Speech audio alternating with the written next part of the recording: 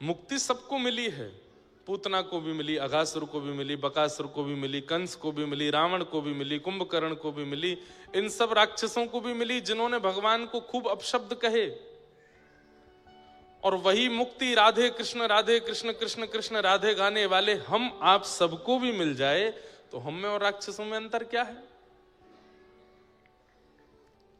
भाई? श्रेणी में थोड़ा अंतर तो हो। सब लोग इधर देखिए, ध्यान से सुनिए कथा। हमने पूरा जीवन निकाल दिया। आज नैमिषारण्य में कथा हो रही है, कितने लोग ऐसे हैं बेचारे सुबह झूठ बोल के घर से निकलते होंगे। जो लोग यहाँ 7 दिन रुकने आए हैं उनकी बात तो नहीं है, पर कई लोग ऐसे हैं जो दौड़ भाग करके सीतापुर से आ रहे हैं, हरदोई से आ रहे हैं, लखनऊ से आ रहे हैं, कानपुर से आ रहे हैं। उस सुबह कुछ ना कुछ बहाने बना के जाते होंगे। कथा सुनने के बात नहीं कहते, उनको कुछ और कह के निकलते होंगे, वो यहाँ आके कथा सुन रहे हैं। आपका परिश्रम व्यर्थ हो जाएगा यदि इतना सब कुछ प्रयास करके कथा सुनी, उसके बाद मुक्ति मिली और मुक्ति मिलते ही जैसे ही आप वैकुंठ पहुंचे तब आपने क्या देखा? अरे पूरा जीवन निकाल दिया, चप्पल घिस गई हमारी, कंठ अवरुद्ध हो गया, कीर्तन गाते गाते इतनी भागदौड़ करी, इतना परिश्रम किया भगवत प्राप्ति के लिए, और मिला क्या? पूतना के बगल वाला आसन। वहीं पूतना भी बैठी है, वहीं कंस भी बैठा है, वहीं अघासुर बकासुर धेनुकासुर सब बैठे हैं। अरे जब वैकुंठ प्राप्ति होनी ही थी तो हम भी पूतना की तरह ही उधमी बन के प्राप्त कर लेते। हम भी अब तो भाव कुभाव अनकालसु नाम जपत मंगल दिश। भगवान नाम कैसा है? ध्यान से सुनिएगा। अग्नि, अग्नि को बहुत मनाओ, अरे अग्नि तू बड़ी प्यारी है, मैं तुझको घी पिलाऊंगा, मैं तुझको ये खिलाऊंगा, तू मुझको जलाना नहीं। अग्नि के पास हाथ ले जाओ, क्या होगा? कितनी भी प्रार्थना करियो नहीं जलाएगी, जलाएगी। और भले ही आप अग्नि को 1000 गाली दे दो, तब छुओ तब भी जलाएगी। ऐसी भगवान नाम है, भाव से जपो चाहे बिना भाव के जपो, वो अपना प्रभाव तो करेगा, उसका प्रभाव तो होगा। वो अपना स्पर्श से जो गतिविधि नाम से होती है वो होगी ही होगी। तो हमें तो इस बात का बड़ा कंसर्न है कि भाई इतनी कथा गा करके, इतना सब कुछ करके, इतनी मेहनत करके, इतना परिश्रम करके, जीवन पूरा ठाकुर जी को अर्पित करके मुक्ति मिली, और उसमें भी मुक्ति में क्या मिला? वही स्थान मिल गया जो सब राक्षसों को भी मिला है। तो फिर हम में और उनमें अंतर क्या है? ये सब बातें श्री सुखदेव जी महाराज परीक्षित को समझा रहे हैं। बोले मुक्ति प्राप्त करना बड़ी बात नहीं है, अंते नारायण स्मृति। जीवन भर तुमने भले ही कितना भी पाप किया हो, लेकिन अंतिम श्वास निकलते समय गलती से भी बोल दिया हे हरि नारायण गोविंद मधुसूदन। अजामिल की कथा सुनिए। छोटे पुत्र का नाम नारायण था। यमदूत पकड़ने के लिए आए तो अपने पुत्र को बुला रहा था, नारायण बचाओ, नारायण आओ। इतने में ही विष्णुदूत आ गए और यमदूतों को भगा करके उसको वैकुंठ ले गए। जीवन भर इतना पाप किया, व्यभिचार किया, दुर्भाव किया, लेकिन अंत में नारायण बोलने मात्र से सदगति हो गई। एक बहुत सुंदर बात है, एक बात बड़ी प्रसिद्ध है, जन्म जन्म मुनि जतन कराई, अंत राम कही आवत नाहि।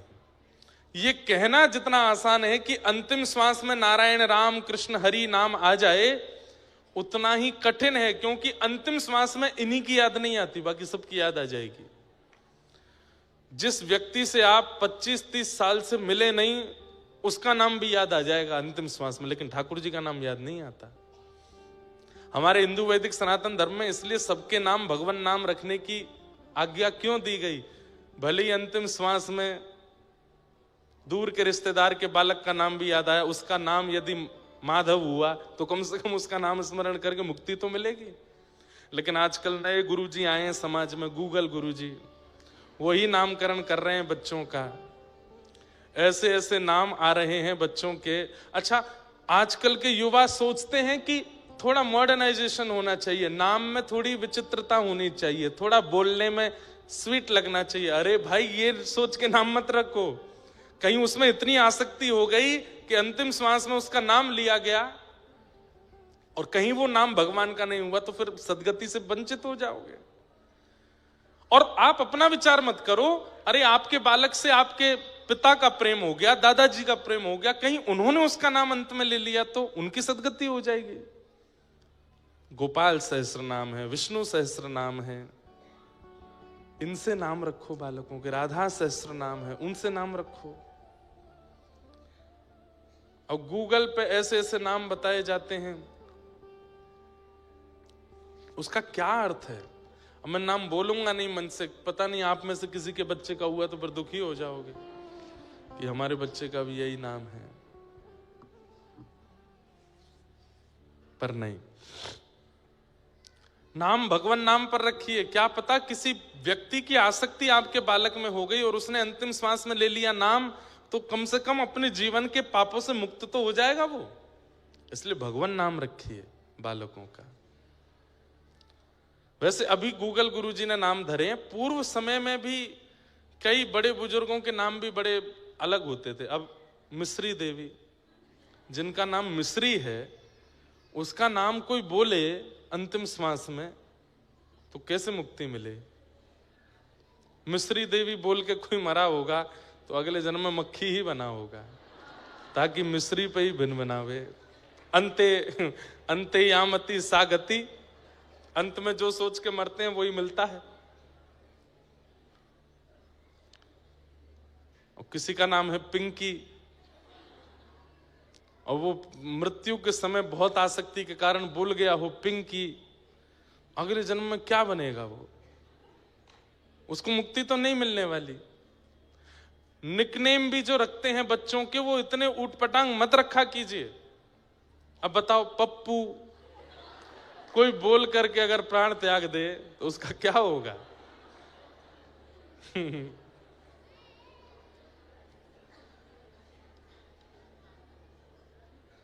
बहुत ऊंची बात है।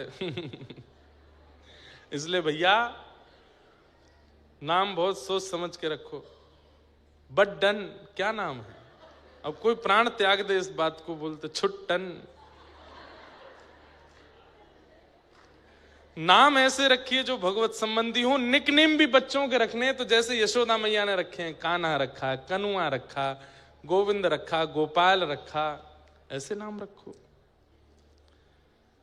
ताकि उस नाम का, अरे भाई जितनी बार आप उस व्यक्ति को बुलाते हैं उतनी बार भी आपका नाम गिनती होता है। भाव कुभाव अनकालसहु, नाम जपत मंगल दिश दशहु, नाम जपने से मंगल होगा। अब आप किसी व्यक्ति को बार बार बुलाते हैं, उसका नाम बार बार बोलते हैं, तो उतना नाम भी तो काउंट होता है, उस नाम का भी तो प्रभाव होगा आपके ऊपर। नाम बहुत सोच समझ के रखिए, नाम बहुत सोच समझ के रखिए।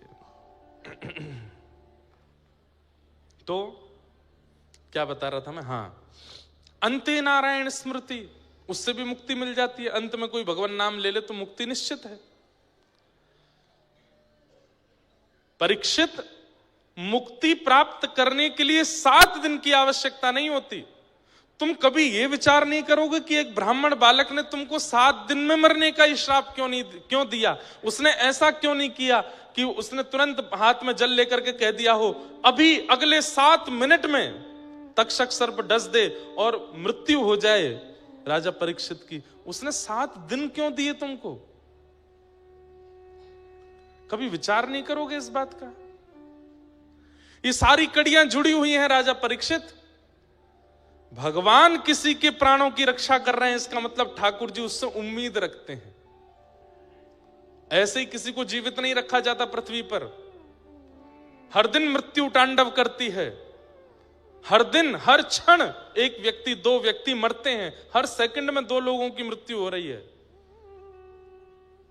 उस मृत्यु की गणना में हम इतने विलंब से क्यों आ रहे हैं? ताकि उतना समय ठाकुर जी हमको दे रहे हैं। भाई कोई एग्जाम दे रहा है बच्चा, टाइम ओवर हो गया, उसके बाद टीचर लेने के लिए आता, बच्चा रिक्वेस्ट करता है 5 मिनट और दे दो। टीचर अगर दे देता है इसका मतलब वो टीचर चाहता है कि तुम पास हो जाओ, तुम अच्छा कर लो, तुम अपने इस क्लास को निकाल के आगे पहुंच जाओ। हम सब वही बच्चे हैं जिनको ठाकुर जी ने समय दे दिया है।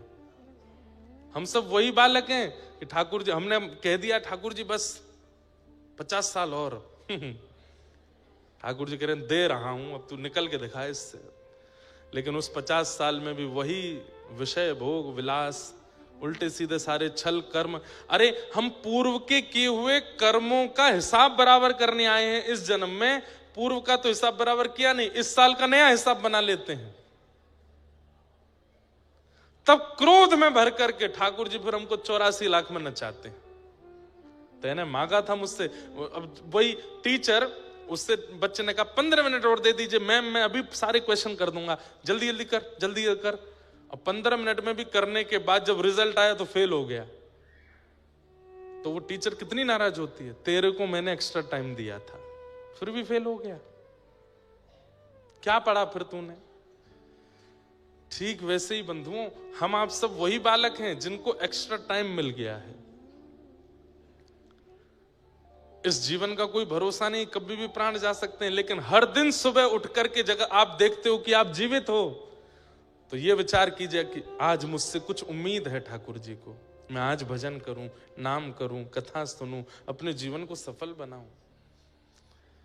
तो मुक्ति प्राप्त करने के लिए बहुत समय की आवश्यकता होना आवश्यक नहीं है। राजा परीक्षित, अंतिम घड़ी में, अंतिम क्षण में भी यदि नाम सुना दिया जाए तो भी मुक्ति मिल जाती है। 7 दिन बचे, खाओ पियो करो आनंद, 7वां दिन जब आएगा तब मैं आ जाऊंगा और तुम्हारे प्राण निकल रहे होंगे, उस समय तुम्हारे कान में कह दूंगा श्री कृष्ण गोविंद हरे मुरारे, हे नाथ नारायण वासुदेव। प्राण छोड़ देना, मुक्ति मिल जाएगी तुमको। तुम मुक्ति की कामना कर रहे हो और फिर ऊपर से 7 दिन बता रहे हो, इतनी योजनाएं करने की आवश्यकता नहीं है। मुक्ति के लिए 1 सेकंड काफी है, पर 7 दिन मिले हैं, इसका क्या करोगे। राजा परीक्षित बोले, मैं चरणों में प्रणाम करके कहता हूं, मुझे बताइए मैं क्या करूं। बोले राजन, मुक्ति एक क्षण में मिलती है, भक्ति प्राप्त करने में थोड़ा समय लगता है। तुम याचना करो कि 7 दिन में तुम भक्ति सुनो और भक्ति सुन के भक्त बन जाओ, भक्त बन जाओ। राजा परीक्षित बोले, मैं भक्त बनूंगा 7वें दिन और फिर उसके बाद मेरी मृत्यु हो जानी है, मुक्ति मिल जाएगी, तो फिर इससे फायदा क्या होगा। बोले बहुत बड़ा फायदा है। बोले क्यों। मुक्ति का मतलब मृत्यु के बाद भगवान का दर्शन, और भक्ति का मतलब जीते जी भगवान का दर्शन।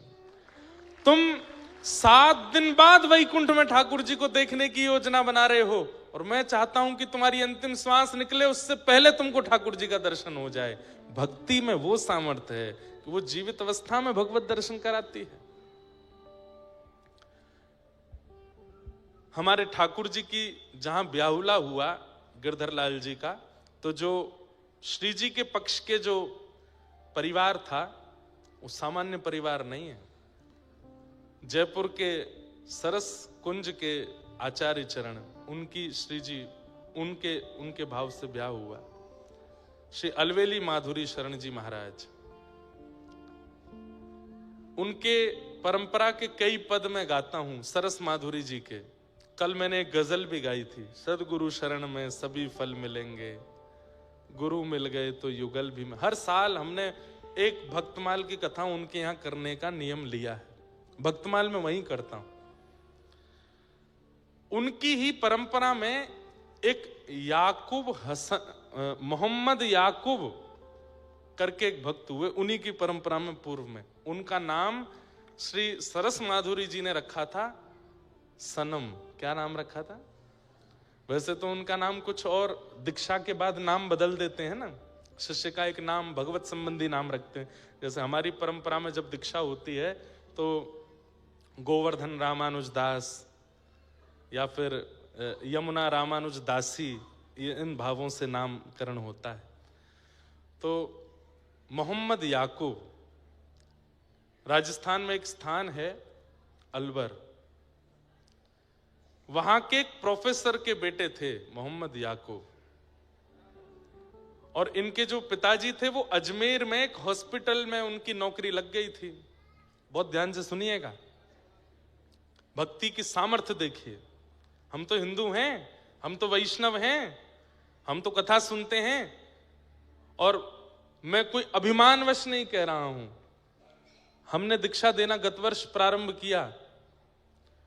उन दीक्षा लेने वाले सब वैष्णव बालकों में 4 बालक मुस्लिम भी हैं जिन्होंने दीक्षा ली है। जब दीक्षा लेने के लिए आते तो मैं पहले पूर्व का नाम पूछता हूं कि आपका नाम क्या है, तो नाम बताते हैं, और नाम के बाद फिर उस नाम से जो प्रेरणा मिलती है वो नाम गुरु प्रदत्त नाम उनकी शरणागति में रखते हैं। दिल्ली की बात थी, एक बालक आया, उसको दीक्षा दी। तो हमारे दीक्षा में 5 संस्कार होते हैं।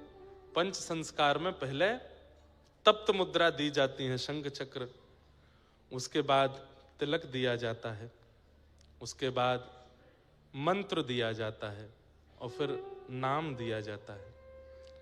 तो मुद्रा देने के बाद हमने पूछा तुम्हारा नाम क्या है? नेत्र सजल हो गए। मैंने क्या हुआ? बोले आप छोड़ तो नहीं देंगे। मैंने कहा क्यों छोड़ूंगा, नाम बताओ। आप मुझे मना तो नहीं कर देंगे? मैंने कहा मैं नहीं करूंगा, नाम तो बताओ। तो फिर उसने अपना नाम, कुछ अली करके नाम था, नाम बताया। बोला महाराज जी मैं रोज गीत गोविंद करता हूं, रोज कथा सुनता हूं, मैं बिहार का निवासी हूं, मेरा पूरा खानदान कट्टर मुस्लिम है, पर एक बार एक रील देख ली थी मैंने, और मैं उस समय बड़ी विषम स्थिति में था, प्राण त्यागने की स्थिति में था, और वो रील देख करके मैंने फिर ढूंढा कि कौन है। फिर मैंने उसके बाद कथा सुनी। मैं पिछले 2 साल से पूरी कथा सुनता हूं। मुझसे आप गीत गोविंद सुन लीजिए, मुझसे आप नारायण कवच सुन लीजिए, गीत गोपी गीत सुन लीजिए, मुझे सब याद है। घर वालों से छुप छुप के सब करता हूं। मेरी माँ मेरी सहायक है। मैंने उन्हें बताया कि मैं दीक्षा लेने वाला हूं, हिंदुओं के गुरुजी से दीक्षा ले रहा हूं। तो महाराज जी एक मेरे ऊपर कृपा है भगवान की, क्या मेरा पूरा खानदान गरीब है, बस मैं कमाने वाला हूं, इसलिए कोई उंगली नहीं उठा रहा है मुझ पर, तो इसलिए मैं दीक्षा लेने आया हूं। उसका हमने नाम रखा गिरधर प्रिय रामानुजदास। और मांस मदिरा बहुत दूर की बात है, प्याज लहसुन भी नहीं खाते वो। और जिस दिन से दीक्षा ली हमसे मिले भी नहीं है। बोले कि जब कुछ प्राप्त कर लूंगा तब आऊंगा आपके पास, आपको निराश नहीं करूंगा। आपने शरणागति की है तो आपको कुछ सुनाने के लिए या कुछ अनुभव करके ही आपके पास आऊंगा, तब तक मुख नहीं दिखाऊंगा आपको। मैंने कहा जय हो भैया। तो मोहम्मद याकूब अलवर में रहते थे, उनका चरित्र है पूरा। पिताजी एक हॉस्पिटल के हेड बन गए थे अजमेर में, तो पिताजी ज्यादातर अजमेर रहते थे, कभी कभी अलवर आते थे। इनकी माताजी जो थी वो भी मुस्लिम थी, लेकिन जैसे बच्चों को कईयों को नॉवल पढ़ने का शौक होता है, किताब पढ़ने का शौक होता है, इनकी माँ ने भी बचपन में कई किताबें पढ़ी, और पढ़ते पढ़ते उनके हाथ रामचरितमानस पढ़ गए। और उन्होंने जब मानस जी को पढ़ा, तुलसीदास जी के कृत मानस जी को, तो इतना मन लगा, उसको पढ़ती रही। इनके पिता ने, माँ ने, सबने डांटा तेरा ब्याह होने वाला, ये छोड़ दे। ये छुपा करके मानस जी अपने घर ले आई और अपने पति से छिपके पढ़ती थी। लेकिन जब पति की नौकरी लग गई अजमेर में तो ये बड़ी खुश, पूरे दिन मानस जी पढ़ती थी। तब इनको किसी ने कह दिया कि तुमने मानस जी पढ़ ली, अब एक बार वाल्मीकि रामायण भी पढ़ो। अब वाल्मीकि रामायण संस्कृत में है, उसकी हिंदी टीका तो है नहीं, उस समय नहीं थी। तब मोहम्मद याकूब ये डॉक्टरी की पढ़ाई कर रहे थे अलवर में। तब इन्होंने अपने पुत्र से एक दिन कहा, बोले तुम पढ़ने में इतने अच्छे हो, जो चाहते हो वो पढ़ लेते हो, अपनी माँ की एक इच्छा पूरी करोगे? बोले कहिए ना माँ, मैं क्या करूं? तो बोले कि है तो विपरीत बात, पिता को पता चले तो हो सकता है कि मारपीट तक उतर जाए, और समाज को पता चले तो बहुत बड़ा बहिष्कार, मृत्यु दंड तक मिल सकता है। लेकिन मेरी एक इच्छा है, मेरा मन इतना राम में लग चुका है, मैं इतना ज्यादा उनमें खो चुकी हूं, चलते फिरते मुझे राम दिखते हैं। तो इनके पुत्र बोले माँ कैसी बात करती हो, ये तो हिंदुओं के भगवान है। बोले हाँ, मैं छुप छुप के मानस पढ़ती हूँ। मेरा बहुत मन है कि मेरे प्राण निकले एक बार, उससे पहले मैं वाल्मीकि रामायण पढ़ूं, परंतु वो संस्कृत में है, मैं पढ़ नहीं पाऊंगी, समझ नहीं पाऊंगी। मैं क्या करूं मां? बोले तुम पढ़ने में बहुत अच्छे हो, तुम जल्दी जल्दी याद कर लेते हो, तुम संस्कृत पढ़ लो और संस्कृत की विद्या अध्ययन करके, संस्कृत सीख करके तुम मुझे वाल्मीकि रामायण रात में छुप करके कमरे में बैठ के सुनाओ। जब जब पिता नहीं रहेंगे तो मैं वाल्मीकि रामायण सुनूं, मेरी एक अंतिम इच्छा है। तो मोहम्मद याकूब बोले मां मुझे पढ़ाएगा कौन संस्कृत? पूरे नगर के ब्राह्मणों के पास गए, सबने कहा तुम मांस मदिरा का सेवन करने वाले हो, मुस्लिम हो, तुमको हम संस्कृत नहीं पढ़ाएंगे। तो मां ने कहा बेटा मेरे लिए इतना नहीं करेगा? बोले क्या? तू छोड़ दे मांस मदिरा, नहीं खाया कर।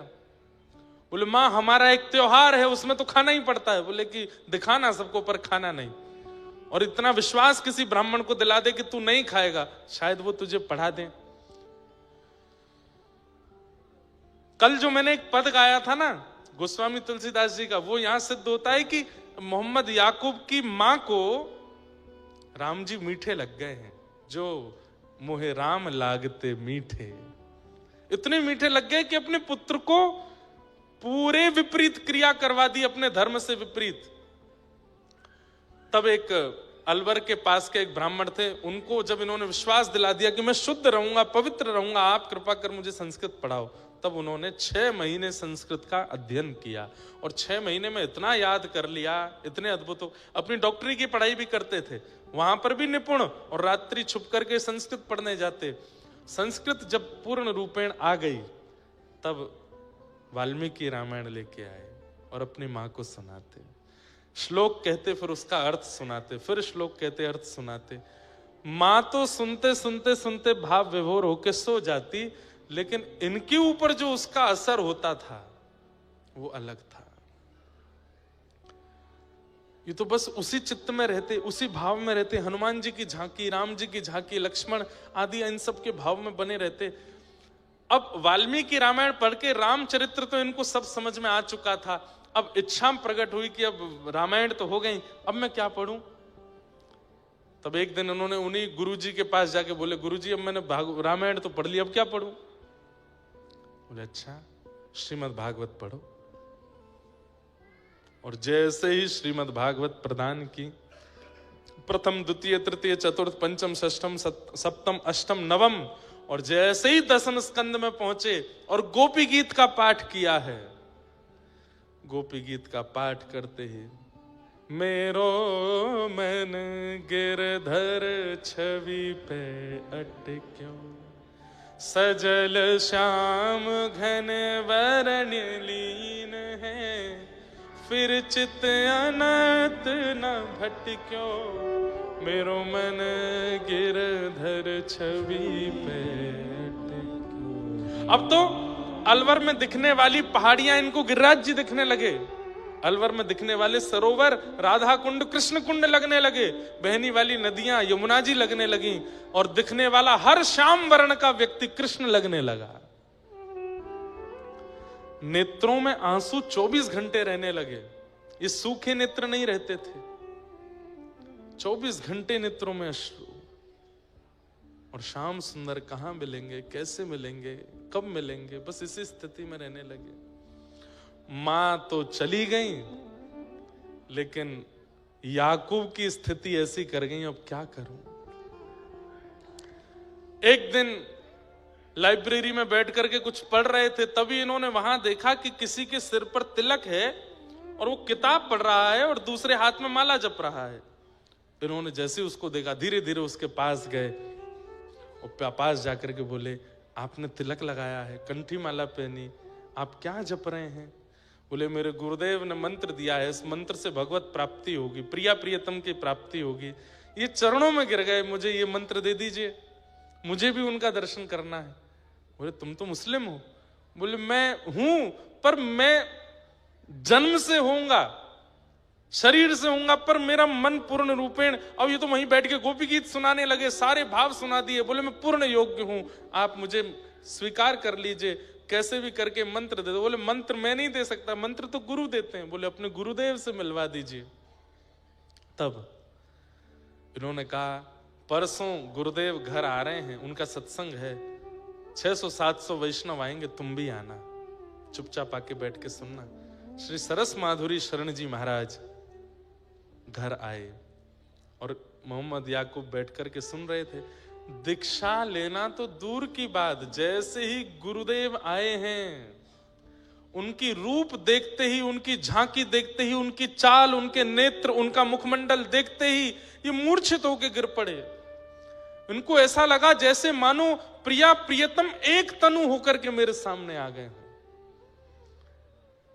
होश में लाए, बोले तुम कुछ कहना चाहते हो, बात करो। बोले कुछ नहीं, मेरे सारे समाधान पूर्ण हो गए।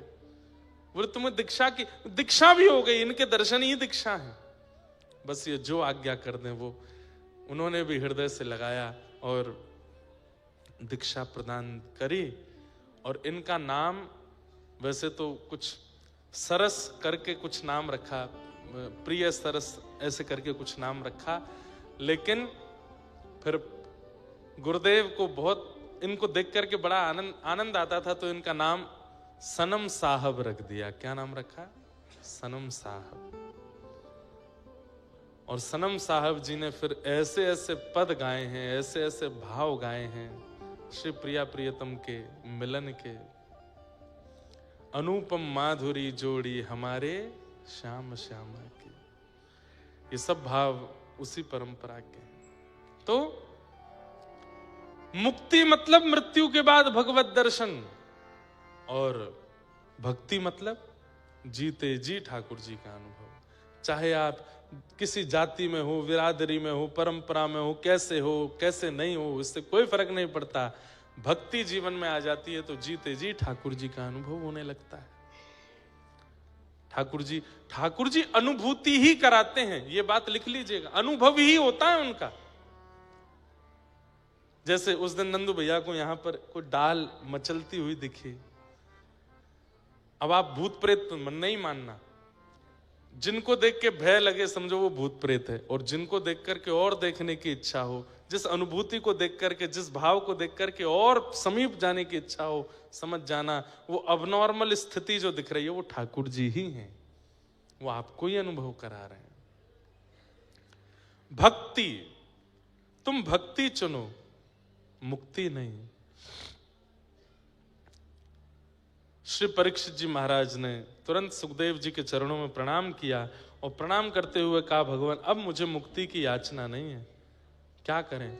समीचीनम बचो ब्रह्मन् सर्वज्ञस्य त्वानघ तमो विशीर्यते मह्यं हरे कथयतः कथा। अब मुझे कुछ नहीं चाहिए नाथ, बस आपके चरणों में प्रणाम करते हुए अब हरि की कथा सुनाओ। मेरी चिंता का विषय अब ये नहीं है कि मृत्यु के बाद मुझे मुक्ति मिले, अब चिंता का ये विषय है कि मेरे प्राण निकले उससे पहले हरि मेरे सामने आ जाए, मैं उनका दर्शन कर लूं, मैं उनका अनुभव कर लूं, बस यही मुझे चाहिए, और कुछ मुझे नहीं चाहिए।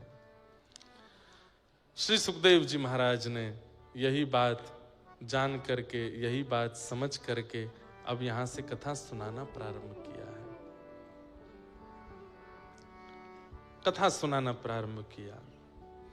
सबसे पहले तो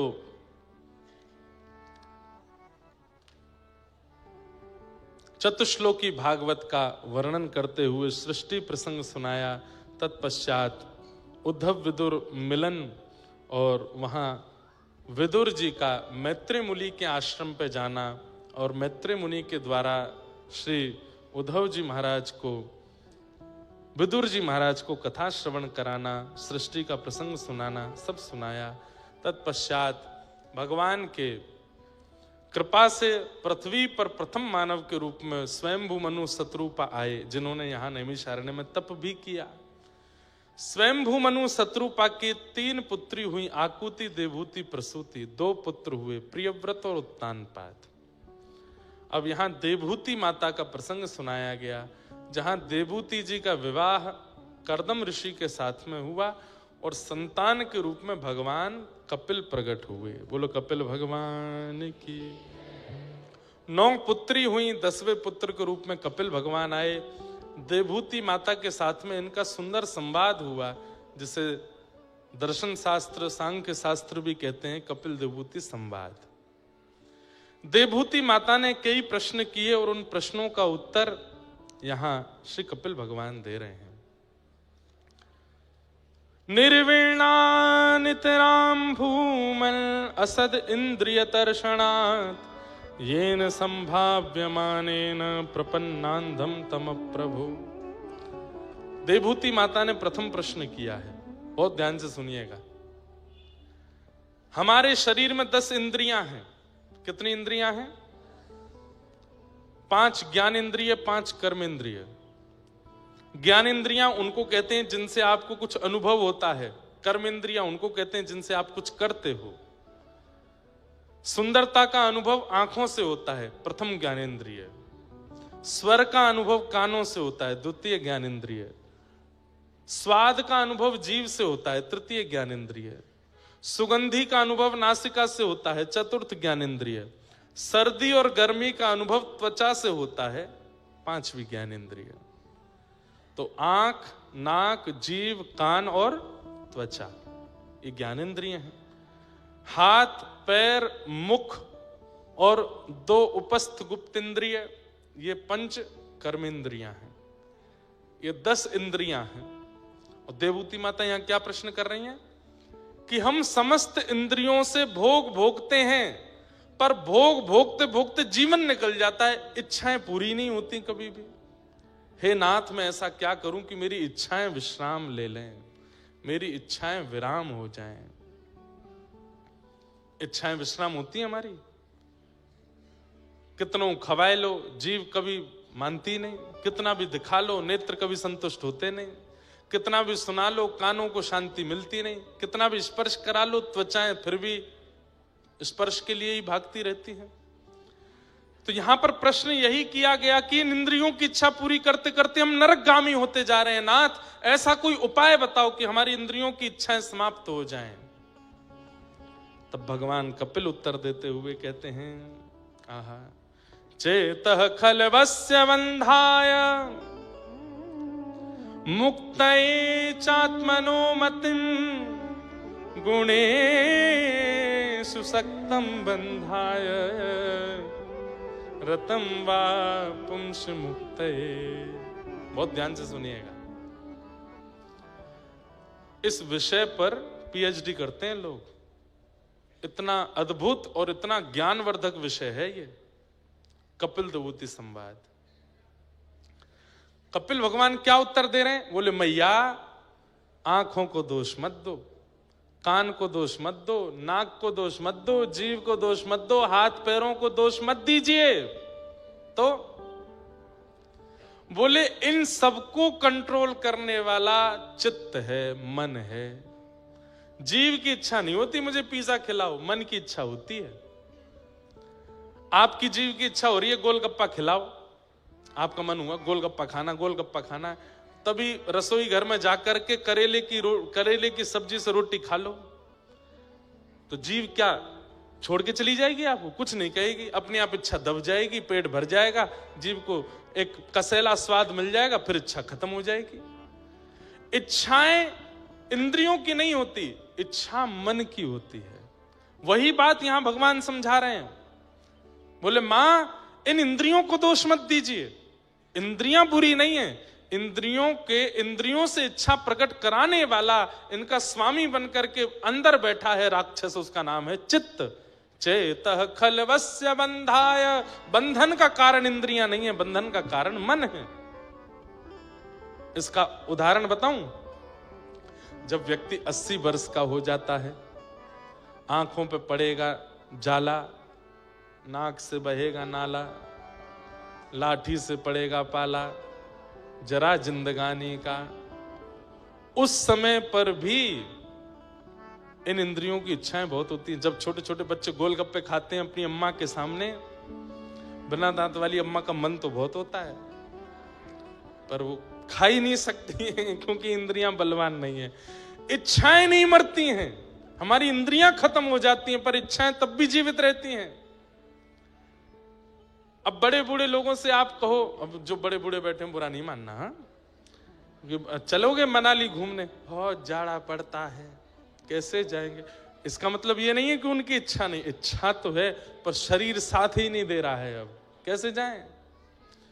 इच्छाएं तो, इच्छा नहीं मरती, इसलिए कहते हैं तृष्णा ना जीर्णा वयमेव जीर्णा। हमारी तृष्णा यानी कि इच्छा कभी नहीं मरती है, हम मर जाते हैं, हमारी इच्छाएं जीवित रहती हैं, मरते दम तक इच्छाएं खत्म नहीं होती। हमने कई बार सुना है, मरणासन स्थिति में पहुंच गया व्यक्ति, अंतिम श्वास ले रहा है, हाथ पैर चल नहीं रहे, लकवा मार गया, उससे पूछा गया कान पास रख के अंतिम इच्छा बता दो, तंबाकू खिला दो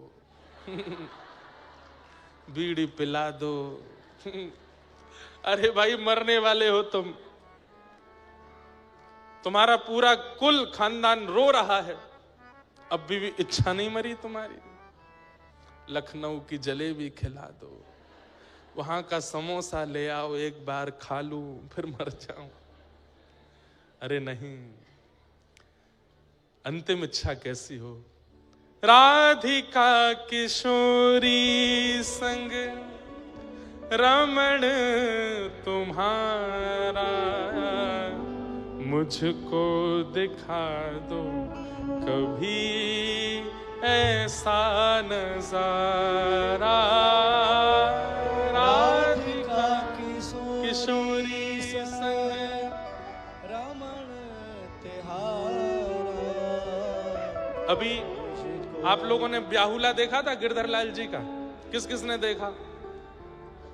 ब्याहुला में पहले दिन आप लोगों ने रात्रि के उत्सव में ढाणिन लीला देखी थी। वहां ढाणिन बन के जो आई थी, उनका नाम तो मुझे याद नहीं, पर उन्हीं का ये पद है, उन्होंने ही सारे पद लिखे हैं, रमन नाम है उनका, श्री रमन जी। सारे पद वही ढाणी बन के आए थे, और श्री किशोरी जी हमारे ठाकुर जी के सामने ढाणिन लीला उन्होंने की थी, लहंगा पहन करके। पर्याप्त इतने पद गाए हैं उन्होंने, चांद सा सलोना मुख लटें घूंघरारी हैं,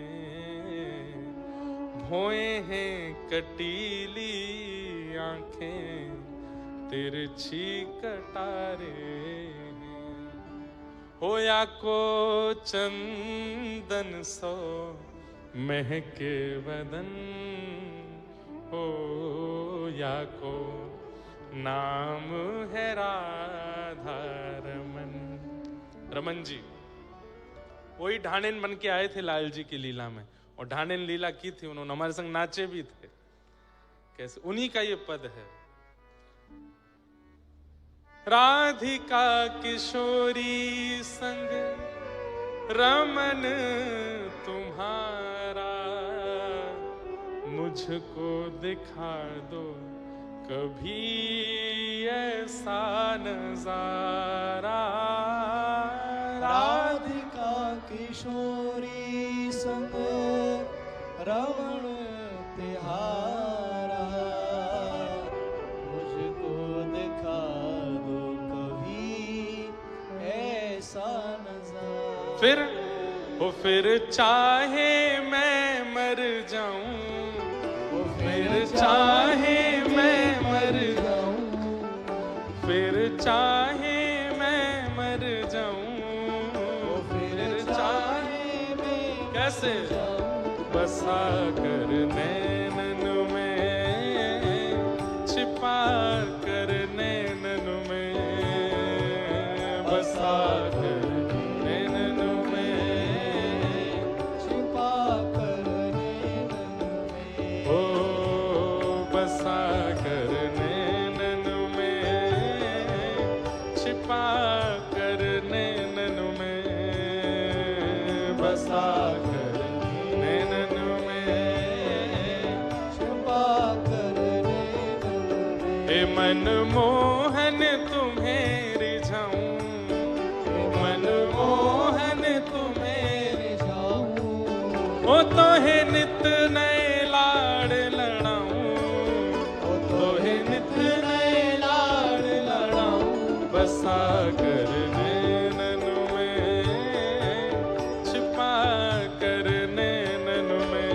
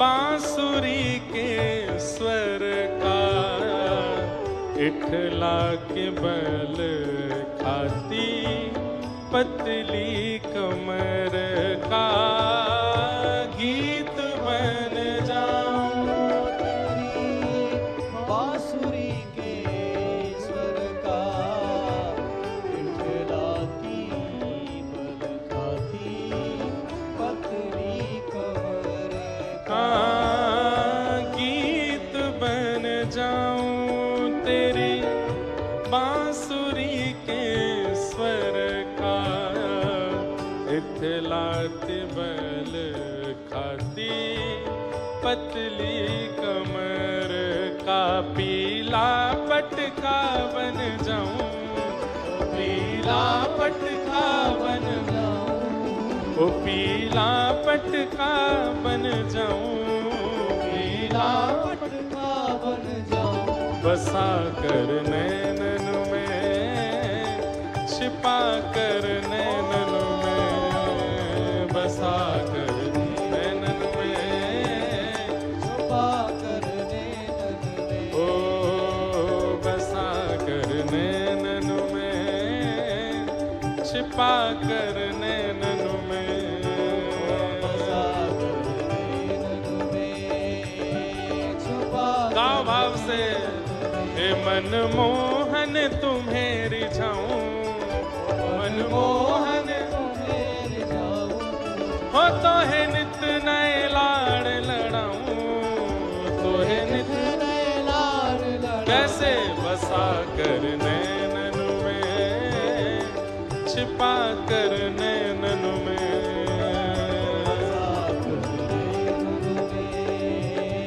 छुपा कर नैनन में हे रूप सुधा का पीऊं सामने बिठा के फूलों की छैया में तुमको बिठा के रूप सुधा का पीऊं सामने बिठा के फूलों की छैया में तुमको बिठा ओ रूप सुधा का पीऊं सामने बिठा के फूलों की छैया में तुमको बिठा के हो तेरे धीरे धीरे चरण दबाऊं ओ तेरे धीरे धीरे चरण दबाऊं ओ तेरे हौले हौले चरण दबाऊं ओ तेरे हौले हौले चरण हमारे दबाऊं। ब्रज भाषा में धीरे को बोलते हैं हौले क्या बोलते हैं अरे भैया ने हौले हौले चलियो धीरे धीरे चलियो ओ तेरे हौले हौले चरण दबाऊं ओ तेरे हौले हौले चरण दबाऊं। हाँ बसा कर नैनन में छिपा कर नैनन में बसा कर छुपा कर नैनन में हाँ बसा कर नैनन में छिपा कर नैनन में बसा कर नैनन में छुपा कर नैनन में ओ मनमोहन तुम्हें रिझाऊं मनमोहन तुम्हें हो तो है नित नए लाड़ लड़ाऊं तो है नित नए लाड लड़ाऊं। बसा कर नैनन में छिपा कर नैनन में बसा कर छुपा कर नैनन और ये पंक्ति बहुत प्रिय लगती है घुंघरू बनूं जो तेरी पायल का प्यारे पल पल चूमा करूं चरण तुम्हारे घुंघरू बनूं जो तेरी पायल का प्यारे पल पल छूना करूं चरण तुम्हारे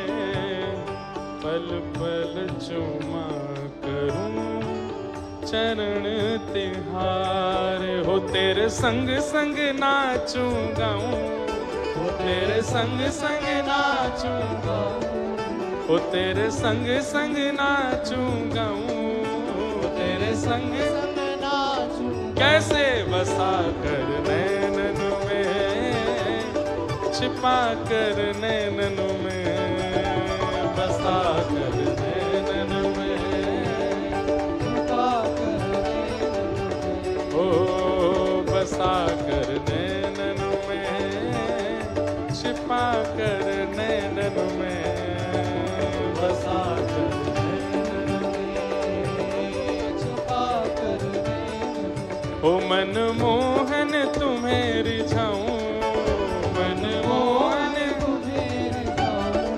ओ तोहे नित नए लाड लड़ाऊं, तोहे नित नए लाड लड़ाऊं। बसा कर नैनन में, छिपा कर नैनन में, छुपा कर नैनन में। ओ बसा कर नैनन में, छिपा कर नैनन में, बसा कर नैनन में, छुपा कर नैनन में। ओ बसा कर नैनन में, छिपा कर नैनन में, बसा कर नैनन में, छुपा कर नैनन में। ए हरि बोल हरि बोल हरि बोल हरि बोल हरि बोल हरि बोल हरि बोल, हरि बोल आ हरि बोल हरि बोल हरि बोल हरि बोल, हरि बोल हरि बोल हरि बोल हरि बोल। ओ जय जय राधा जय जय राधा, जय जय राधा रमण हरि बोल, जय जय राधा रमण हरि बोल, जय जय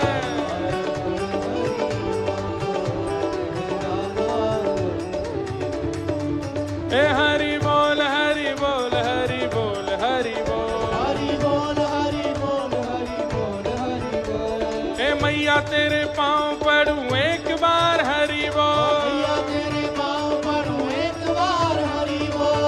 महाप्रभु श्री चैतन्य कहते हैं भैया एक बार हरि बोल दो बस, मैया तेरे पाँव पड़ूं एक बार हरि बोल, भैया तेरे पाँव पड़ूं एक बार हरि बोल। भैया तेरे पाँव पड़ूं एक बार हरि बोल, भैया तेरे पाँव पड़ूं एक बार हरि ए हरि बोल हरि बोल, बोल हरि बोल। ए हरि बोल हरि बोल, हरि बोल हरि बोल।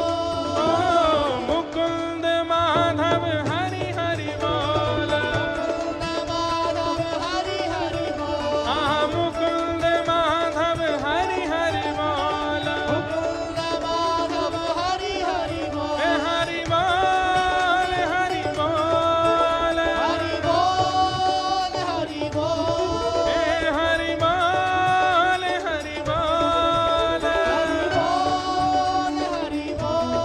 ओ मुकुंद माधव हरि हरि बोल, माधव हरि हरि बोल। ए मुकुंद माधव हरि हरि बोल, माधव हरि हरि बोल। आ मुकुंद माधव हरि हरि बोल, माधव हरि हरि बोल। ए मुकुंद माधव हरि हरि बोल, माधव हरि जय जय श्री राम, जय जय श्री राम, जय जय श्री राम, बोलो वृंदावन बिहारी लाल की, राधिका किशोरी संग रमण तुम्हारा, मुझको दिखा दो कभी ऐसा नजारा, फिर चाहे मैं मर जाऊं, फिर चाहे मैं मर जाऊं, बसा कर नैनन में, छिपा कर नैनन में हो बसा कर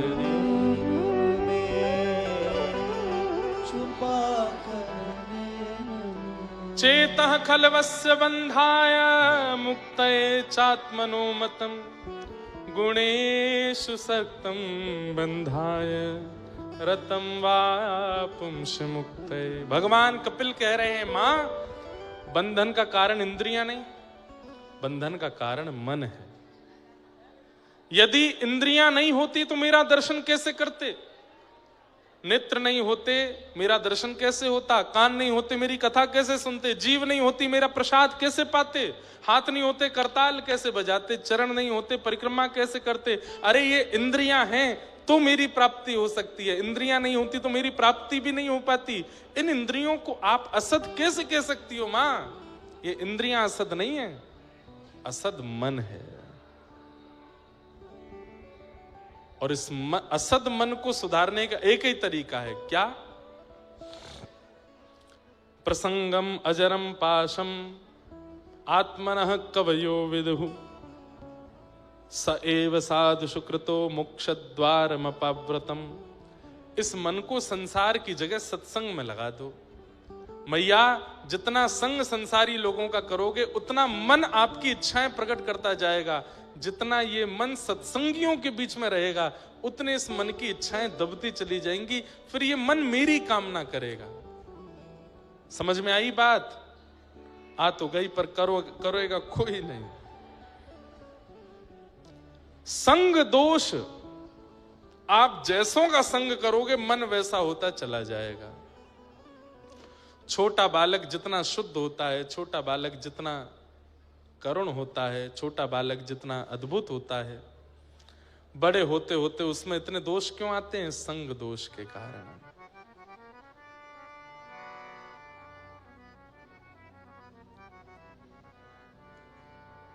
माता जी को मार्ग दे दो जाने का, पहले तो कूद फाद के आगे आएंगी, फिर बीच में जाती हैं।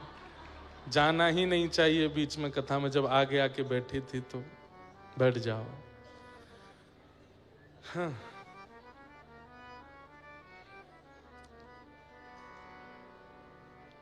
तितिक्षव कारुणिका श्रुहृद सर्वदेहिनां अजात शत्रवः शांता साधवः साधुभूषणात्।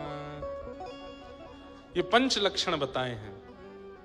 ये पंच लक्षण जिसमें हो उसका संग करना चाहिए। भगवान कह रहे हैं सबसे पहला सहनशीलता, पेशेंस, जो कि आज की तारीख में 99% लोगों में नहीं है। पेशेंस नहीं है। लोग बाग कहते हैं आजकल बच्चों को डिप्रेशन हो जाता है, आजकल बच्चे एंजाइटी के शिकार हो जाते हैं। डिप्रेशन एंजाइटी पहले भी थी, लेकिन पहले लोग इतने ज्यादा बलवान होते थे कि वो जीवन में आई परिस्थिति से लड़ना जानते थे। आजकल के बच्चे जानते ही नहीं। जैसा चाहते हैं वैसा जब नहीं मिलता है तो परेशान हो जाते हैं। अरे इन बातों पे बच्चे परेशान हो जाते हैं कि ये पहनना चाहते थे और माता पिता ने नहीं दिलवाया, इसलिए डिप्रेशन में है। ये डिप्रेशन का कारण है।